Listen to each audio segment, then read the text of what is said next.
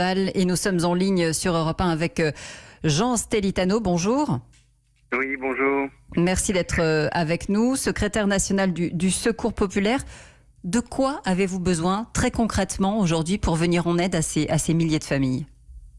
Alors très concrètement, comme l'a dit dans le reportage, on a besoin d'aliments, on a besoin de nourriture.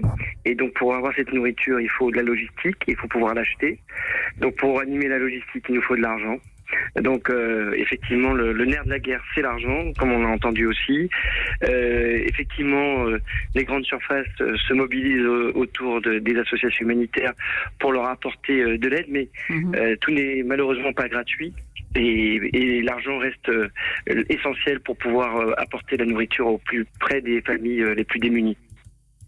Comment peut-on faire pour relancer le message? On est dans une situation où beaucoup de personnes sont touchées.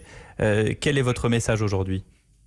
Aujourd'hui, il nous faut de l'argent, bien sûr.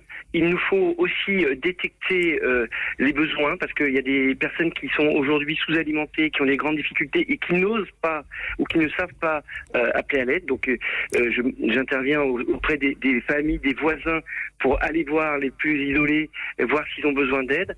Effectivement, il faut que la solidarité fonctionne aussi avec des bénévoles qui viennent de plus en plus nombreux dans nos associations pour trier, pour collecter.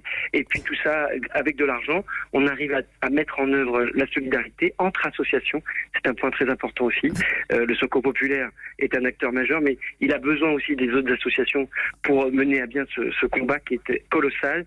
Aujourd'hui, Vous dites que dans certains départements, le nombre de personnes aidées a fait un bond qui peut aller de 20 à 50%?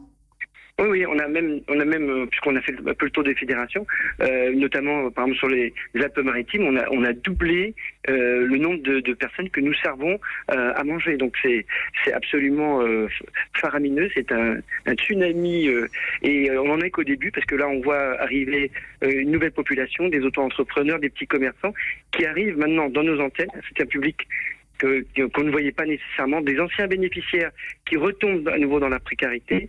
Là, effectivement, on crie à l'aide, il nous faut des soutiens, il nous faut des soutiens financiers par les dons des particuliers. Ils sont généreux, ils viennent. On a besoin aussi de soutien des pouvoirs publics, parce que. Mais vous dites on a besoin de 10 millions d'euros. 10 millions d'euros, et ça, voilà, tout à fait, c'est une estimation. Je pense qu'on est en deçà de la réalité, mais effectivement, on a besoin de 10 millions d'euros pour pouvoir réapprovisionner. Tous nos entrepôts ont utilisé presque 6 mois de stock en l'espace d'un mois.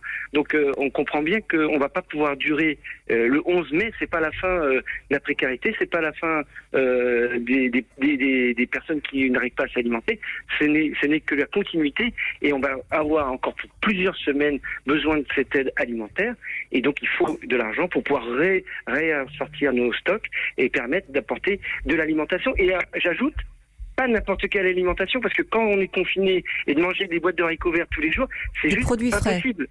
Il faut des produits frais, il faut des produits qui changent, parce qu'on est tous pareils. Le moral passe avant tout aussi par ce qu'il y a dans l'assiette. Et si on veut éviter que les gens sortent de chez eux, si on veut les maintenir confinés, il faut leur apporter à manger, et apporter à manger de qualité et varié. C'est très important. Donc, tout ça, merci de ce message sur Europe 1. Jean Stellitano, secrétaire national du Secours populaire.